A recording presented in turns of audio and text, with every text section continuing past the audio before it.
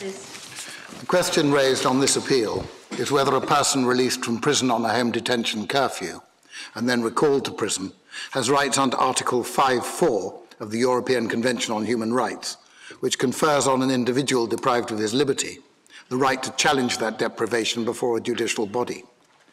In October 2010, the appellant, Stuart Whiston, was sentenced to 18 months in prison for robbery, and he was entitled to automatic release on a licence after serving half his sentence in July 2011. Before that, in February 2011, he was released on licence under a so-called home detention curfew under Section 246 of the Criminal Justice Act 2003. In April 2011, the Secretary of State revoked the licence under Section 255 of the 2003 Act because his whereabouts could no longer be monitored in the community, and he was recalled to prison. The appellant contends that as a result of the licence granted in February 2011, he regained his liberty, and that the subsequent revocation of his licence and his consequent recall to prison therefore constituted a deprivation of his liberty, which engaged Article 5(4), and therefore should be subject to review by an independent tribunal. The Secretary of State argues that at least in the case of a determinate custodial sentence, as was imposed on the appellant in this case, where a prisoner who has been released on licence is recalled during the sentence period, Article 5(4) is satisfied by the original sentence. The Supreme Court unanimously dismisses the appeal for reasons in a judgment given by me with which Lord Kerr, Lord Carnworth and Lord Hughes agree. Lady Hale gives a concurring judgment. Under Strasbourg jurisprudence, where a person is lawfully sentenced to a determinate term of imprisonment, he cannot normally challenge his loss of liberty during that term on the ground that it infringes Article 5(4).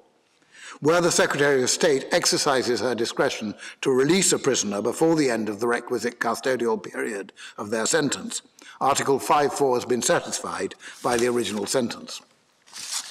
To go into the matter in a little more detail, where a person has been convicted and given a determinate prison sentence of 12 months or more, Section 244 says he must normally be released on licence after serving half that sentence period, known as the requisite custodial period. He may also be released before that on licence under Section 246. The Secretary of State has two sources of power to revoke and recall. Section 254 gives her a general power, and if exercised, the licensee is entitled to reasons and to make representations to the parole board. Section 255 empowers the revocation of a Section 246 licence, but only until the end of the requisite custodial period. Unlike the position in relation to the Section 254 power of recall, there is no provision for review by the parole board. Under Strasbourg jurisprudence, where a person is lawfully sentenced to a determinate term of imprisonment, he cannot normally challenge his loss of liberty during the term on the ground that infringes Article 5(4). This is because, for the duration of the sentence period, quote, the lawfulness of his detention, end quote, has been, quote, decided by a court, end quote, namely the court which sentenced him to the term of imprisonment. Accordingly, Article 5(4) could not normally be invoked in a case where, in relation to those serving determinate terms, domestic discretionary early release provisions are operated by the executive. That is a matter for the common law. The notion that Article 5(4) is satisfied by the original sentence appears principled, and the consequences that a person under such a regime has to rely on his domestic remedies is not unreasonable in practice. The common law should be well able to afford appropriate protection without recourse to the Convention.